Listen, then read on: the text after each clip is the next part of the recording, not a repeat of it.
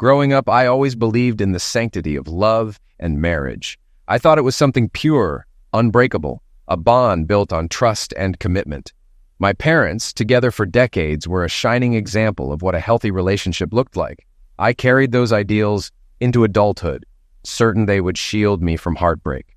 But life, as I would come to learn, has a cruel way of dismantling even the most cherished beliefs.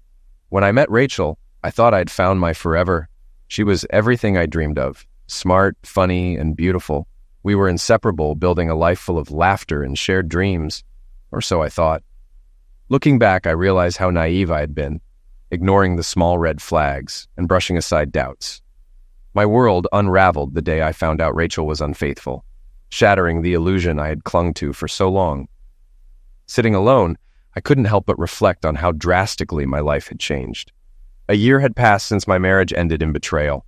After discovering my wife's infidelity, I chose divorce and the solitary life it brought. With no children or family close by, loneliness became my constant companion. Ironically, that isolation birthed a dangerous fascination. I found myself obsessing over another man's wife. Whether it was love, lust, or a twisted sense of retribution, I couldn't say for certain. But one thing was clear. Revenge fueled my obsession. I barely know her, though we often run into each other at lunch. She works in my building. I've gathered as much information as I can and decided I'll pursue her. But then what? The thought of wanting her so badly, even if by force, feels overwhelming. I know she's about 30, petite, with noticeable curves. She wears tight clothes, possibly without underwear. Her husband seems clueless, a loser who doesn't appreciate her and, worst of all, is the man who ruined my marriage by sleeping with my wife. Now, I plan to make him pay by claiming his wife. I think taking her would even do her a favor. If it isn't obvious yet, I'm unhinged. Ever since I caught my wife cheating, I've been like this. One day, I came home early and walked straight into my bedroom to find her with another man. She screamed, and he, mid-act, didn't even realize what was happening until I grabbed him and threw him off her. I punched him up while my wife just kept screaming. I dragged him to the door and tossed him, undressed, onto the street, throwing his wallet and keys into the yard, but leaving his clothes behind. He stumbled to his car, a mess, and drove away. I didn't see him again until fate stepped in later. After that, I turned to my wife, who was hurriedly dressing. "Kevin, this isn't what it looks like. We can fix this," she cried. "Not what it looked like?" I replied. "Did you sleep with him or not?" "Please, let me explain," she begged. I cut her off. "Did you or didn't you? It's a simple question." When she couldn't answer, I said, "Conversation over. I'm going out. You have 1 hour to pack and leave. If you're still here when I get back, I'll throw you out myself. 1 hour, that's it." I left the house and returned 2 hours later, hoping she'd be gone. I meant what I said. I would have hurt her if she stayed, wife or not. When I got back, she was gone, along with most of her belongings. She left a note. At first, I didn't want to read it, but I changed my mind. Rachel's note. "Dear Kevin, I made a huge mistake. Jim means nothing to me. He was just an old school friend I bumped into. We dated back then, and you knew I wasn't a maid when we married. Jim was my first love, and old memories don't die easily. We met at the mall, and it felt nice, like catching up with an old friend. He flirted, and I reminisced. I foolishly invited him over, showed him the house, and when we got to the bedroom, he kissed me, and it felt like old times. Then things went too far. I regret it so much. I wish it hadn't happened. I'm sorry for hurting you. Please take me back. I love you and always will. Rachel." Reading her note, now with a name for the other man, cut deeper. I had loved Rachel, but for me, love could die, and in this case, it turned to revenge. Revenge isn't what you choose. It's what you're driven to do, and I was determined to have mine. The next day, I took time off work to close our joint checking and savings accounts. I canceled most of our credit cards, leaving only 2 in my name for my expenses. I'm stubborn, and I own it. Rachel's father, George, called me to ask what was going on. Frustrated, I responded, "Didn't you have the guts to ask your daughter directly?" I continued, "Listen, George, I caught Rachel in bed with an old friend of mine. I don't forgive, so I threw her out. She took what she wanted, and she won't see another cent from me. If she wants to go to court, that's her choice. Otherwise, I suggest you stay out of it." Then I hung up. 2 days later, Rachel's younger sister, Karen, called and asked to talk. I told her, "Go ahead, I'm listening." She started saying Rachel was sorry, but I cut her off. "I don't care how sorry she is. If you say her name again, I'm hanging up. Your cheating sister is out of my life." Karen then asked if Rachel left any belongings at the house. I told her. She had an hour to take what she wanted. If she forgot anything, tough luck. Karen mentioned a few items, and I felt anger rising. I responded sharply. Karen, come over and spend the night with me in my bed, and you can take whatever you want for your sister. She yelled back, You disgusting fool. Wait until I tell my husband. You'll deal with him. Does that mean I won't get to sleep with you? I always thought you'd be good in bed. Her husband eventually came over, but he was no threat. I could hear Rachel in the background on a phone call yelling, Kevin, you fool, before I hung up. I contacted my lawyer to start divorce proceedings, ensuring Rachel wouldn't get anything. We only had a rental house and separate cars. I made it clear I would only talk to Karen, and only on my terms.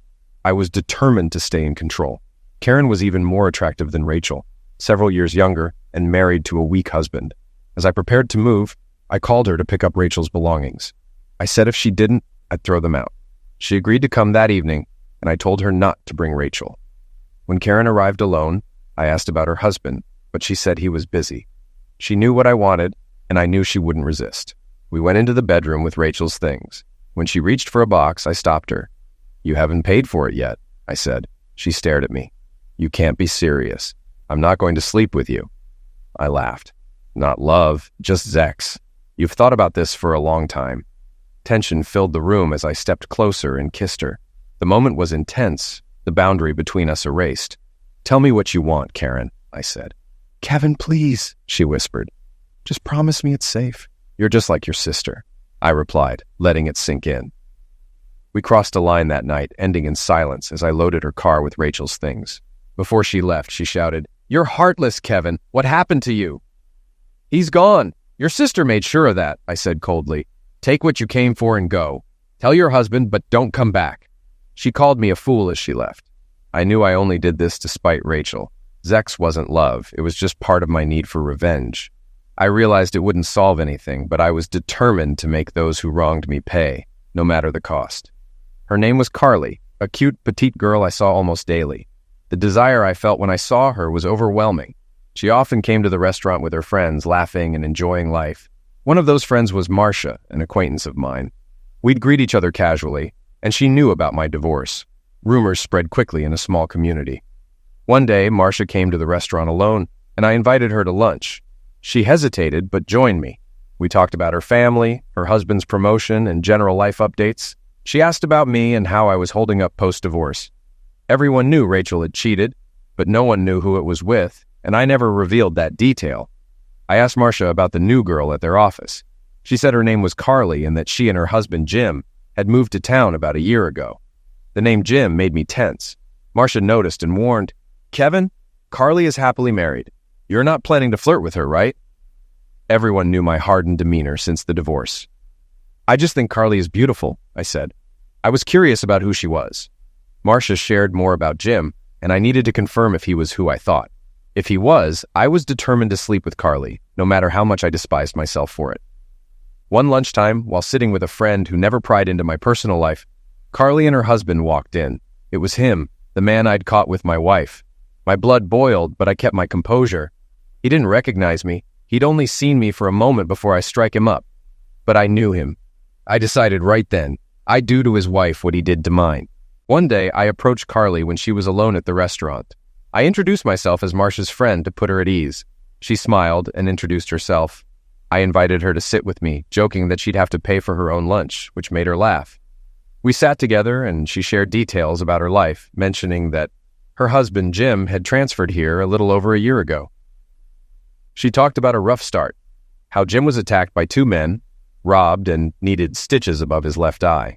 He had filed a police report, but the attackers were never caught. This explained why he never reported me to the police. After lunch, I told her it was nice meeting her and that she was welcome to join me anytime. I found myself in a dilemma. I genuinely liked Carly and didn't want to hurt her, but I still felt the need for revenge. I saw her often, usually with coworkers, and she would smile at me. One day, I mentioned I'd be having lunch an hour later than usual. The next day, Carly also had lunch late and joined me alone. We began having lunch together regularly and grew close, and I started developing strong feelings for her. One day I told her, "You're one of the sweetest, most beautiful women I've met. If you weren't married, I'd ask you out." She looked nervous and said, I'm married, Kevin. My marriage isn't perfect, but I could never cheat on my husband. I can't. It's wrong. I asked her, "What's wrong with your marriage?" Tears welled in her eyes as she said, "I think my husband is cheating on me, but I'm not sure." I held Carly's hand, trying to comfort her as she trembled. I couldn't understand how someone could neglect such a wonderful woman.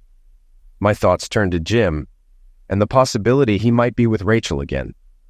I told Carly I needed to talk to her privately and asked if she'd meet me after work. "Kevin, I can't go to your apartment. What would people think?" she said. "Carly, this is important. I care about you too much not to tell you," I replied. She hesitated. "I think I trust you, Kevin. I like you, but I don't know you well enough to be alone in your apartment. Can we talk here, maybe in a car or at a restaurant?" "Okay, we'll meet here and I'll treat you to dinner," she smiled. "It must be serious if you're treating me to dinner," she joked. I needed to figure out what to say without pushing her away. What began as revenge had turned into real feelings. I hadn't planned to fall for another man's wife, but here I was. At dinner, Carly brought up that she had spoken with Marcia and learned about my divorce and how I had discovered my wife with another man. She expressed her sympathy, admitting that she feared facing a similar betrayal with her own husband. "Carly, there's something I need to tell you. I know you're married, but I'm falling in love with you," I said. "Kevin, please don't," she replied, her voice trembling. "I'm married." "I have to say this, Carly," I continued. "My wife's betrayal changed me. People say I've become a bitter man, and they're right. I wanted revenge. My plan was to find my wife's lover's spouse and be with her, even flaunt it in front of him if necessary." "Kevin, you don't have to share this," Carly said, interrupting, sensing the pain behind my words. "Let me finish," I insisted. "The woman I planned to use for my revenge, the woman I would have pursued, no matter the cost, is you, Carly. And now, despite everything, I've fallen in love with you." Carly covered her face, realizing it was true. Her husband was the man I caught, and she was the woman I'd fallen for. Tears streamed down her cheeks. "This is so hard to believe. How do you know for sure? Were you really planning to hurt me to get back at him?" she asked, crying.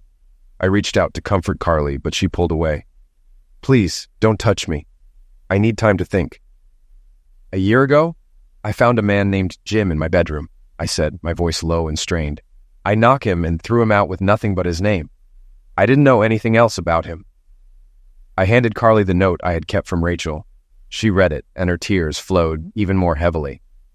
"For 6 months, I watched you come into the restaurant," I continued. "I waited for the chance to meet you. You became the only light in my dark days. I fell in love with you before I even knew you were married. When Marcia told me about your husband, I felt torn apart. Then, one day I saw him meet you for lunch, and I realized who he was. It took everything in me not to confront him right then. If you had been anyone else, my revenge would have played out a long time ago." Carly sat down, her hands clasped tightly, weeping. I pressed on. "But I love you, Carly, and I couldn't bring myself to hurt you. My desire for revenge was strong, but the thought of causing you pain stopped me. I want to make love to you, not out of revenge, but because it's been so long since I felt real love.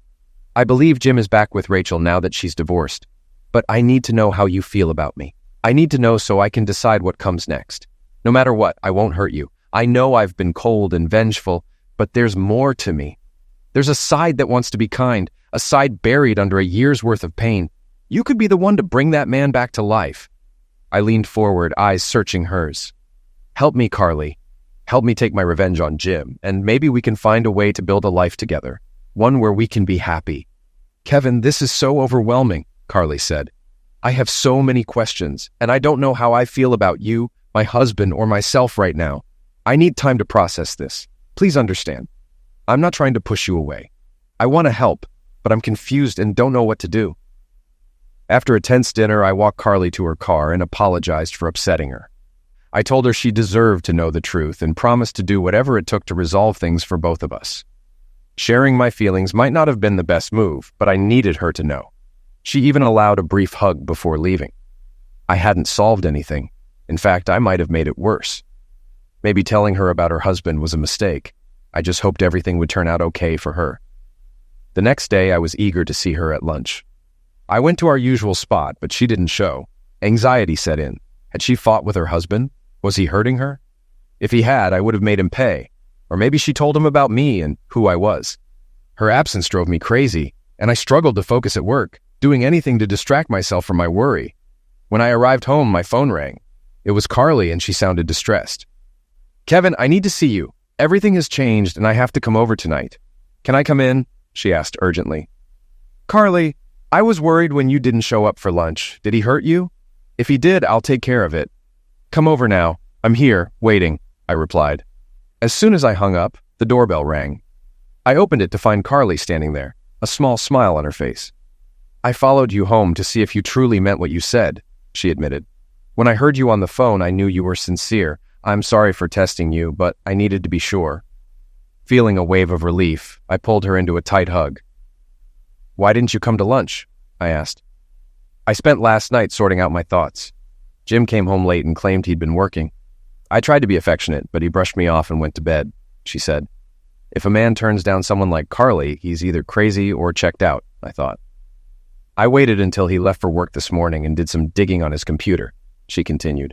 "I know my way around computers from my job, so I looked for hidden files and emails. Using what you told me, I found some things. Here's what I discovered." She handed me key information and offered to summarize so I didn't have to read everything. "First, I need to tell you I don't love Jim anymore. After everything I've discovered, I think I hate him. I can't stand being used, and that's something I'm wary of with you too," she said. I squeezed her hands, and she continued. "I'm unsure about my feelings for you. Part of me cares about you, but another part warns me to be cautious. You might just be using me for revenge and then discard me. For now, I want to pause our relationship. If you really care, you'll wait until things are clearer for both of us. What do you say?" I smiled and said, "That's all I'm asking for. A chance to prove myself. I care about you deeply, and if I'm moving too fast, just tell me to slow down. Before we start digging into this, can we seal it with a kiss?" Carly grinned. "No, let's dive into this now." She took a deep breath and began. "My husband applied for this job. He wasn't transferred like he claimed. He requested it. That was his first lie. This is his hometown, and I didn't question it. I thought he wanted to reconnect with his roots. I loved him, so I agreed. 16 months ago, he attended a high school reunion. Did your ex-wife go to that, and did you attend?" "No," I replied. "I was at my mom's birthday celebration that weekend.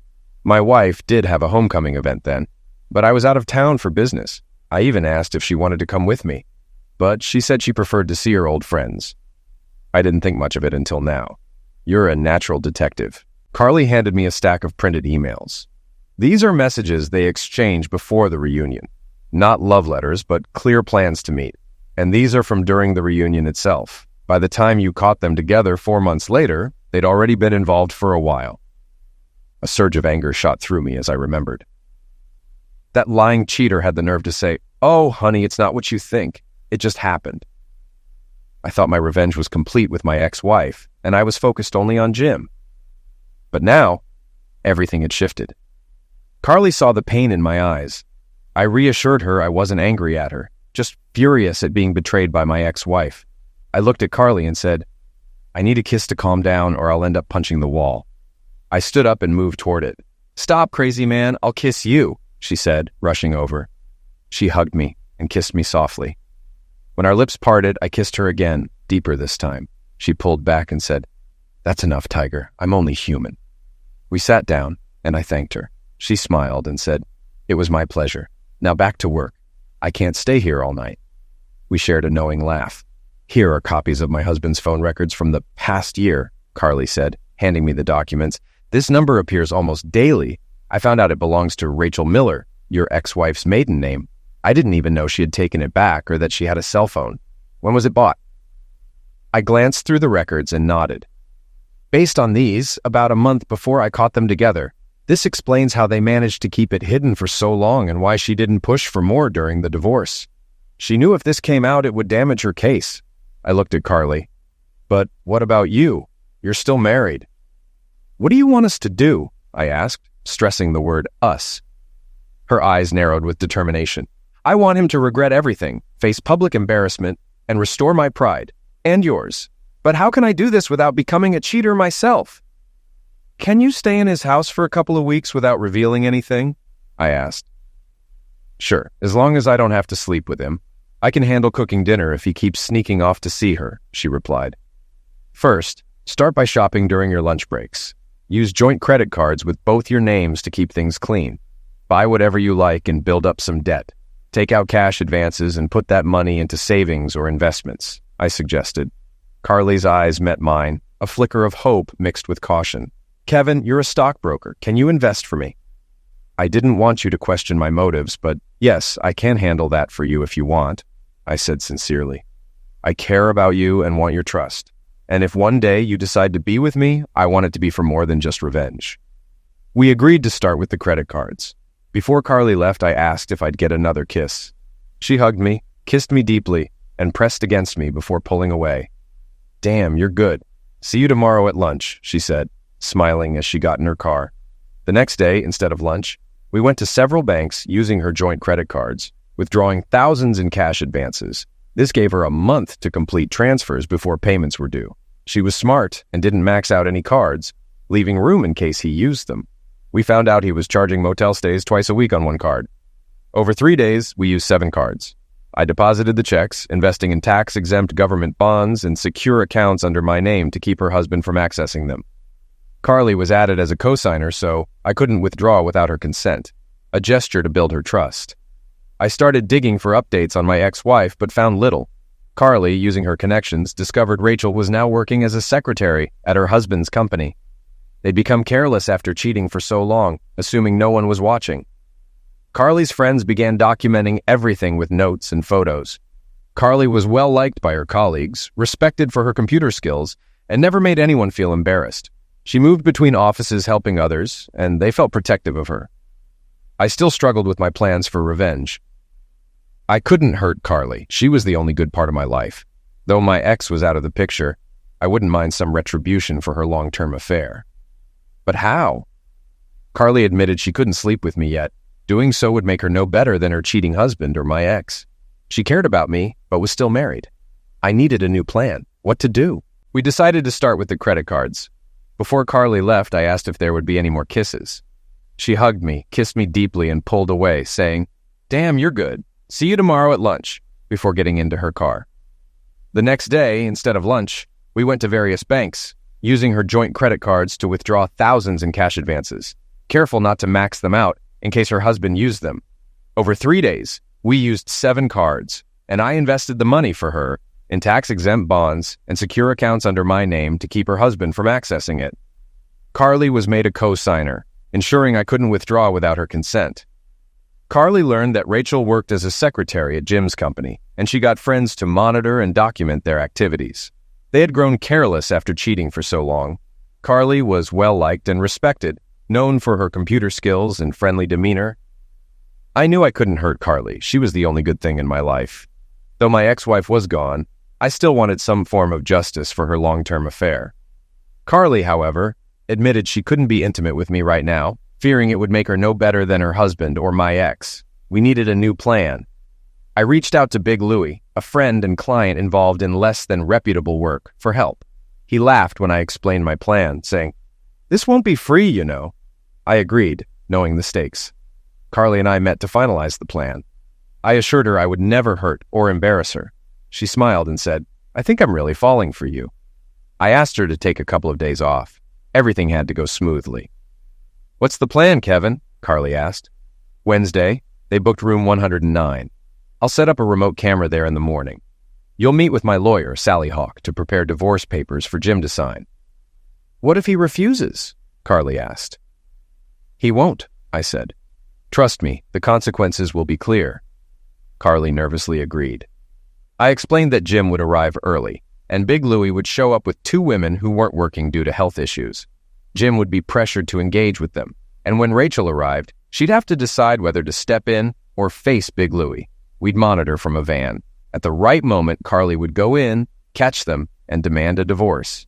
Jim would have to choose between signing or facing exposure. Carly smiled and said, "You're doing this for me as much as for yourself, aren't you?" I'm starting to really like this side of you. Over the next 2 days, we got everything ready. Carly met with Sally Hawk, our attorney, who insisted on being present when Jim received his divorce papers. There was no doubt she'd secure his signature. As the state's most renowned divorce attorney, Sally thought our plan was brilliant and mentioned how we'd sent many clients her way over the years.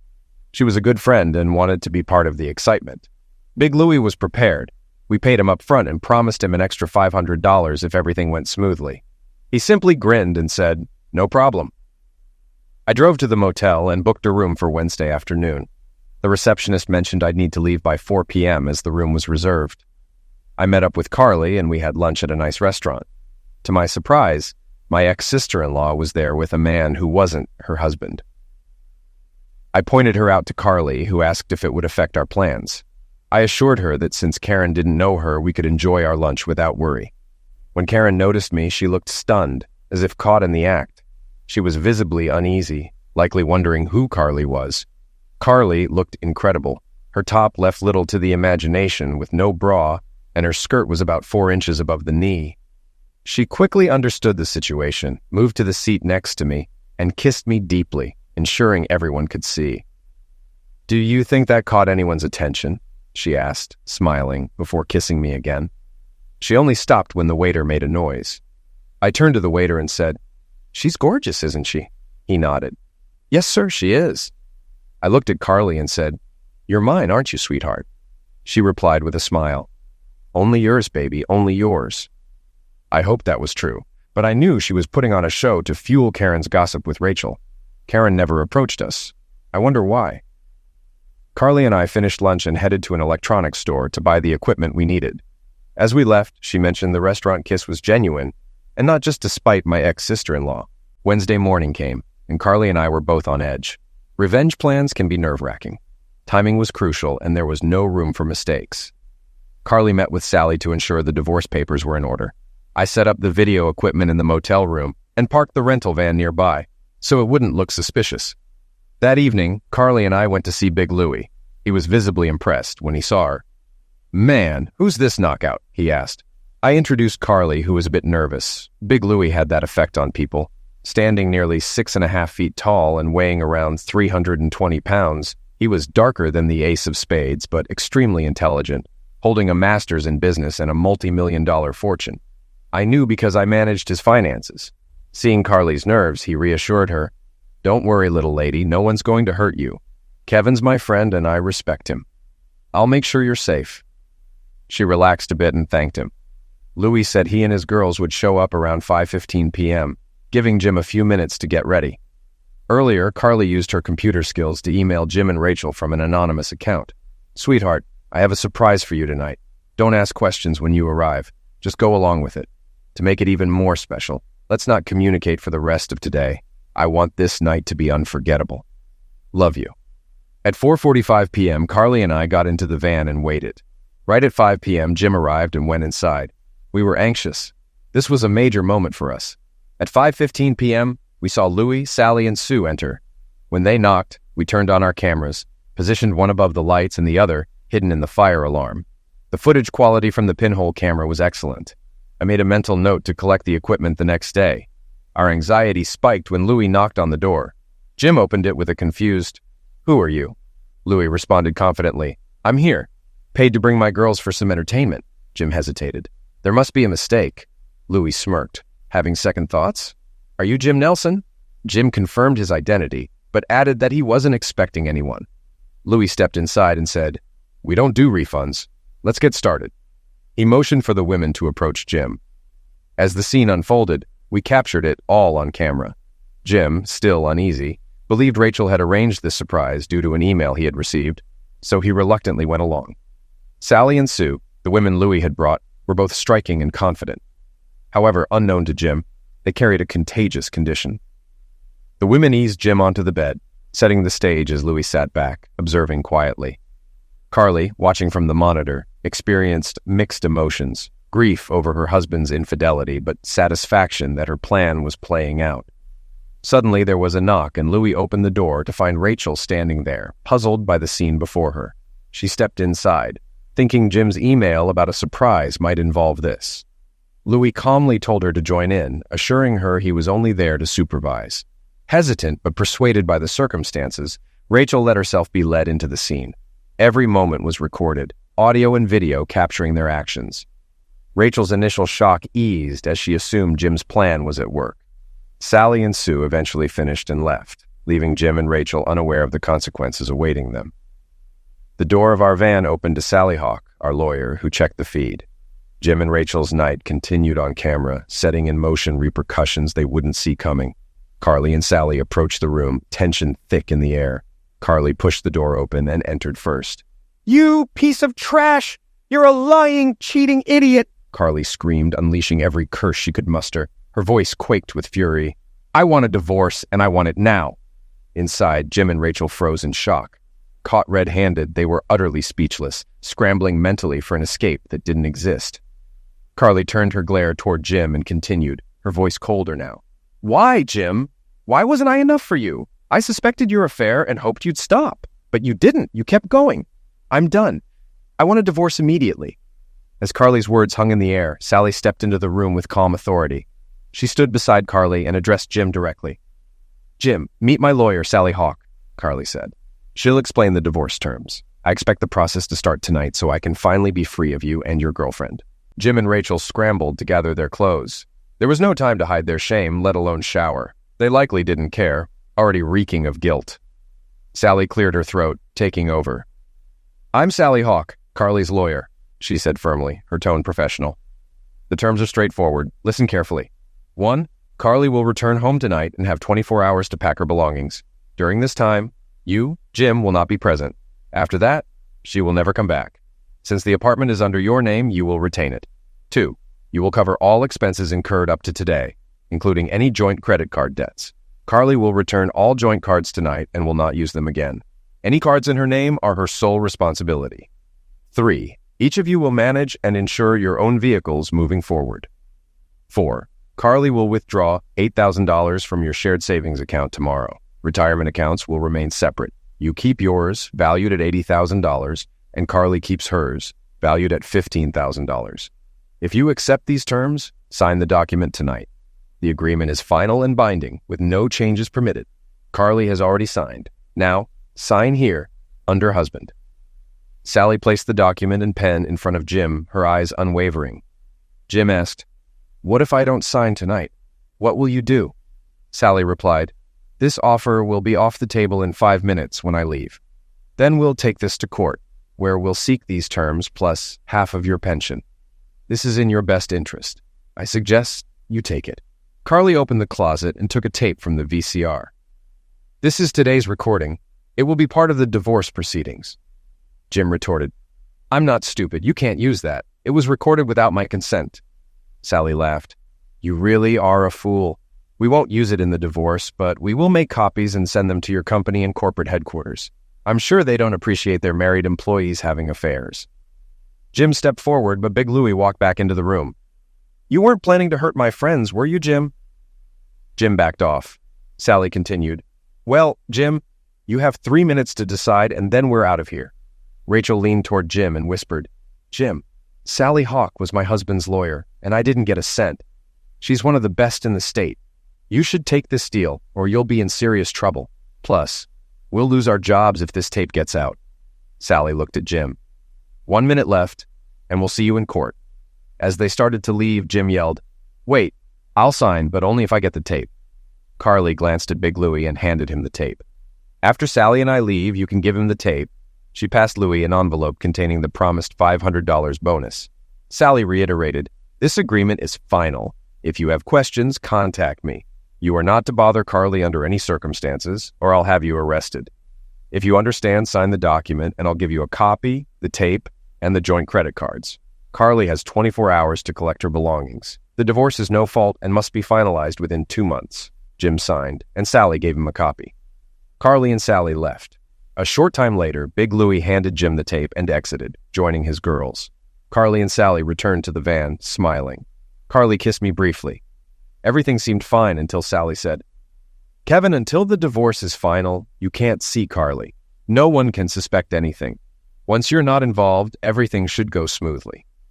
I understand there are issues with recent credit card charges, but we have documentation. Unless someone accuses Carly of bank fraud, we should be safe. I left Jim's pension untouched, so banks would pursue him if he declared bankruptcy. Carly only has $8,000 to withdraw tomorrow. I recommend keeping that money in the same bank, but only under your name to avoid complications, Sally continued. After the divorce, you'll have no restrictions and can be together. It'll be your choice. Kevin, you said your employer wanted you to open a brokerage in another state for a while. I suggest you take that assignment soon. Carly will be fine, and I'll look out for her. Unfortunately, right now, you're Carly's biggest risk. I can't force you, but I strongly recommend it. Carly started crying, and I hugged her. I knew Sally was right. I was now the only weak link. I kissed Carly goodbye and told her to contact me once the divorce was done. I would wait for her. Sally and Carly left the van, and Sally drove Carly home to collect her things. They had already hired a moving truck for her that day. Sally told me, "Call me if you need updates on Carly or have any questions." After they left, I checked the monitor and saw Jim and Rachel had also gone. I returned to the room, collected my equipment, and grabbed a spare copy of the tape, just in case. It's funny how no one considers a backup copy. 2 cameras, 2 recorders. I packed up and went home, happy for Carly, but sad for myself. The next day, I talked to my boss about the temporary assignment and planned to fly to Chicago on Friday. I hoped everything would work out for Carly. She deserved happiness. It seemed like she got her revenge and I was the one left out. Helping Carly had been rewarding. I truly loved her. Once in Chicago, I buried myself in work, launching a new brokerage firm. Off the clock, I sat in my room thinking of Carly. During the first 2 weeks, I kept wondering if she was okay. I called Sally Hawk one day and she was glad to hear from me. She said, "Everything's going as expected. Jim hired a lawyer to contest the divorce, but his lawyer warned him that taking on Sally would be a mistake. Jim accused Carly of setting him up but couldn't provide evidence. Sally told me, I warned Jim that if he kept accusing Carly, I'd sue him. I'm tired of his complaints." She also mentioned, Jim's lawyer said both he and Rachel had contracted syphilis. They needed treatment and couldn't have sex until cleared, or they'd risk reinfecting each other. That made me smile. Finally, Sally said, Carly moved into a nice apartment near her job. She took about half the items from the old place to furnish her new home. She's been advised not to mention you to avoid suspicion. Of course, she's not dating, but it's only been a couple of weeks. Carly told me privately that she misses you and thinks you're a great guy. I wish I could say that time in Chicago flew by, but it didn't. I didn't feel any better than before the whole revenge plan started. At least back then, I could see Carly passing by each day. I went to Michigan to visit my parents for Thanksgiving and stayed for a few days. It was nice to be with family. I took my sister out Christmas shopping and got gifts for everyone. At a jewelry store, I bought an engagement ring for Carly, hoping she would say yes someday. After Thanksgiving, I returned to Chicago, expecting to stay another 3 weeks. In Chicago, I was surrounded by cold winds and loneliness. The city lights were beautiful, but it wasn't the same without someone to share them with. Together with the new agents, I built the business from the ground up. Things were going well, with many clients starting investments before year-end. When I got back to Ohio, my boss met with me. He praised the success of the new company. From a work perspective, everything was great. I just hoped my personal life would follow suit. 2 days before Christmas, I returned to my apartment and called Sally Hawk. "Kevin, great to hear from you," Sally said. I told her about how well things went in Chicago, and she shared, "The divorce was finalized 2 days ago." I asked, "Can I have Carly's phone number?" She paused and said, "I can't give it to you, but I'll call Carly and let her know you're back." I thanked her, and she wished me good luck. I wasn't sure how to feel. Carly was divorced now, but I had no idea what she'd been thinking about in the months since I left for Chicago. I decided to go to our favorite lunch spot, hoping to see her there. My friend Marcia noticed me and waved. "Kevin, it's so good to see you," she said. I invited her to sit with me, hoping to get some updates. Marcia started, "I heard you were in Chicago, opening a new agency." "Yes," I said. We talked as usual and discussed the upcoming holidays. Marcia mentioned her family and how everything was going well. I asked, "Is Carly still with the company?" "Yes," she replied. But she and her husband divorced recently. It happened fast, and she seemed to take it hard. She doesn't look happy now. She's been avoiding dating and staying focused on work. Everyone feels for her and hopes she finds the right guy someday. She deserves more than a cheating husband caught with another woman. "Is Carly working today?" I asked. "She was here earlier but got a call about an hour ago. She skipped lunch and left for the afternoon. She won't be back until next week," Marcia said. I wished her a Merry Christmas and asked her to send my regards to her family. Then I headed home. There was nothing on the answering machine, and I was starting to feel down when the phone rang. I jumped to answer, hoping it was Carly, but it was just a telemarketer. Frustrated, I slammed the phone down on the table. I knew Carly might call me about her investments, though it wasn't necessary. Other agents could have updated her account while I was away, and new business was shared among us. I called the office to check on any updates for Carly's accounts, but it went straight to voicemail. I glanced at my watch. It was 5:12 p.m. Damn, I muttered. The office would be closed until Monday for the holidays. I was left in the dark over the holiday weekend. Damn it, I said, feeling my emotions spiral. Did I have her, or did I lose her? I thought. I needed to know something. How was I supposed to get through this weekend without any answers? The phone rang again, and I ran to pick it up. It was Sally, my lawyer. I heard you're back, she said, and I wanted to let you know the divorce is final. Jim can't file any more motions. He tried, but they were all denied. He even had to cash out over half his retirement fund to cover credit card debt. Sally, you're a great friend and incredible to work with. Thanks for the update. Merry Christmas, I said. There was a knock at the door. It was Mary, my neighbor, who picked up my mail and cleaned my apartment while I was away. I invited her in for a moment. Mary was a kind older woman who cleaned apartments for extra income and usually cleaned mine twice a week. She handed me my mail and gave me a tray of homemade cookies for the holidays. Wait a second, Mary, I have something for you, I said. I went inside and came back with an envelope containing 3 crisp $100 bills. Thank you, Kevin, she said with a warm smile. After she left, I thought, the world needs more wonderful people like Mary. Feeling hungry, I called the local pizzeria and ordered a pizza for delivery. I didn't feel like going out, so I also asked them to pick up a 12-pack of Miller Lite. That's one of the perks of living in a small town, those familiar hometown conveniences. I turned on the TV to catch the news while I waited. About 30 minutes later, the doorbell rang. I got up, expecting the delivery, but when I opened the door, Carly was standing there with a big smile. Tears filled my eyes, and I said, I thought you were the pizza guy. She laughed. Sorry to disappoint. No pizza, just me. I pulled her into the living room, hugging her tightly. God, you feel amazing. I missed you, Carly. I've missed you so much, I said. She started to say something, but the doorbell rang again. This time it was the pizza delivery with my beer and food. I paid quickly and shut the door. I turned to Carly and said, You're hungry, right? We have pizza and beer. I held them up and she just smiled. You know, you're really funny, she said. I had everything planned out to say, and now I can't think straight. I have a couple of things to tell you, then we'll eat while it's hot. I know you hate cold pizza. Okay, big guy, I missed you too. In case you didn't know, I'm officially divorced. I just heard today that you were back. I didn't want to leave a message. It felt too impersonal. I needed to see you in person. I left work early after Sally called to say you were home. And I got you a Christmas gift. You'll see it after dinner. It's not every day you treat me to dinner, so let's eat. As I grabbed paper plates, I asked, What did you get me?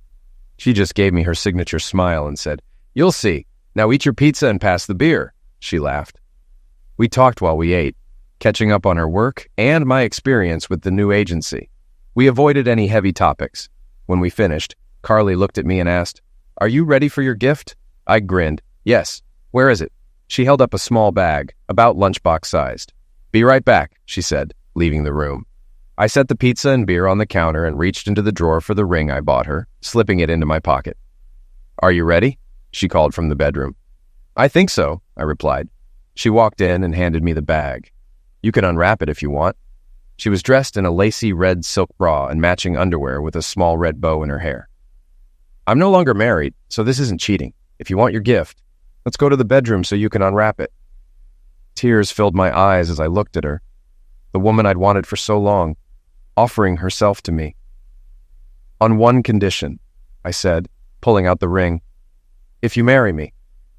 She burst into tears and ran into my arms. Hugging her warm, soft body, she said, Yes, I'll marry you. Yes, yes, yes. I love you so much, I whispered. I lifted her and carried her to the bedroom, gently laying her on the bed. She looked up at me, eyes full of warmth and anticipation. This was our first time, and I wanted it to be special. I kissed her neck softly, savoring every moment. She sighed my name, her hands resting above her head, as we moved together in perfect harmony. Afterward, we held each other close. She whispered, Kevin, I love you so much," before we both fell asleep, wrapped in each other's arms. When I woke up, the room was dark. It felt surreal waking up next to Carly, knowing she was finally mine. I got up to use the bathroom, and Carly stirred, rummaging through my dresser to find one of my long t-shirts, which she put on. Seeing her in it made me smile. It had never looked better on anyone. While she freshened up in the shower, I put the leftover pizza in the fridge. It always tasted better the next day. We sat down and shared the leftover pizza, talking about our future plans. I asked, "When do you want to get married?" "As soon as possible," she said, her eyes sparkling. "I don't want to wait." It was around 10 p.m., and I picked up the phone to call Sally Hawk at home. "Kevin, what's going on?" she asked, recognizing my number. "Sally, Carly and I need your help," I said, excitement in my voice. "What's going on, Kevin?" "I'll help if I can," she said, sounding amused and curious. "Carly and I want to get married as soon as possible, but tomorrow is Christmas Eve. Do you know a judge who can help us?" Sally laughed. "So, Carly finally called you, huh? I'm so happy for you both. Meet me tomorrow at the courthouse. We'll get your marriage certificate and then head to my house. My husband, Judge Hawk, will marry you. See you at 9 a.m. sharp." The next morning, Carly, looking beautiful, and I, dressed in a suit, met Sally at the courthouse. We secured our marriage certificate and then headed to Sally's house. Her husband, a kind man with a warm presence, officiated our wedding. After the vows, Carly smiled at me as Sally said, "Congratulations, you two. This is a special day." We decided to drive to Michigan afterward to surprise my family. When we arrived, their joy was palpable. They welcomed Carly warmly, treating her as though she had always been part of the family. Christmas turned out better than I ever imagined. After the holiday, we returned home, excited to start our life together. We both had work to return to, and Carly needed to move her things into my apartment. Each evening after work, we moved a few of her belongings, laughing and enjoying our time together. Her coworkers were happy for her, saying, "The old Carly is back." Marcia was surprised to learn I was Carly's new husband and laughed. "I never would have guessed, Kevin. You always seemed so serious." Carly smiled and assured her, "Don't worry, Marcia, he's just a big puppy, and I love him very much." With New Year's Eve approaching, we looked forward to the big party that all the prominent businessmen would attend.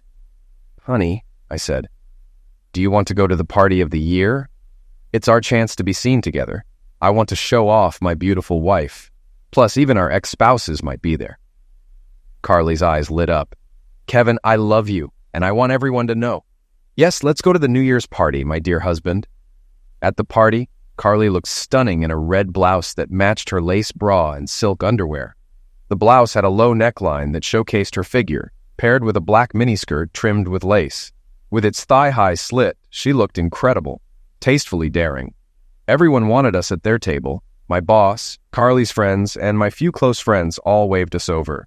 We chose to sit with Sally and Judge Hawk. I leaned over to Sally and said, "I've never seen a lawyer look so great." She laughed. "Thanks, Kevin." They introduced us to the others at the table, mostly judges and their wives, who all seemed friendly. The music was loud, perfect for New Year's Eve. Carly and I danced to every slow song. Though other men asked her to dance, she replied, "Not this year. I only want to dance with my husband. This was our time together." The only exceptions were a dance I shared with Sally and one Carly shared with the judge, our special friends. While dancing, we moved near Karen, my ex-wife's sister. We almost bumped into Karen and her husband on the packed dance floor. "Oh my God, it's Kevin!" she exclaimed. I smiled politely. "Good evening, Karen. Happy New Year!" I introduced Carly. "Carly, this is Karen and her husband." Karen's husband shook my hand. "Bob, nice to meet you," he said. Carly gave him her warm smile. "Nice to meet you, Bob and Karen." Karen's eyes shifted as she took in the introduction. Carly added, "Didn't we meet at Robson's restaurant on Old Route 40 a couple of months ago?" Bob shook his head. "No, that place is too pricey for us." Karen turned pale. "Nice meeting you," she said quickly. "We should get back to our table." We watched as Karen hurried to Jim and Rachel, clearly eager to share what she saw. Rachel's face flushed when she looked over, and Jim nearly fell out of his chair trying to get a glimpse. We could hear Rachel say, "Oh my God, Jim, he's with your ex-wife." Jim muttered, "That fool set us up. They took us for over $100,000 and we ended up with an STD. How did they know everything?" Rachel glared. "Kevin told me he'd get even one day." Jim grumbled, "Maybe we can take them back to court." Karen snapped, "Stop it, both of you. Do you see who they're sitting with? Sally Hawk and a table full of judges. And Jim, Kevin could strike you senseless. He's a real man and she's a real woman. They make a perfect pair." It was past midnight and the crowd was thinning. Sally and the judge said their goodbyes and wished us well. Carly and I danced one last song before sitting at a booth near Rachel, Jim, and their group. Carly leaned in and whispered, "Kevin, are you ready?" Puzzled, I asked, "Ready for what? Do you want to go home, honey?" "No, Kevin. Are you ready for your revenge?" she said, slipping her lacy red silk underwear into my pocket like a handkerchief. Loud enough for the nearby table to hear, she said, "Happy New Year, darling." We heard Jim's chair scrape the floor as Carly leaned in and whispered, "Who said revenge isn't sweet?" I kissed her and said, "Happy New Year."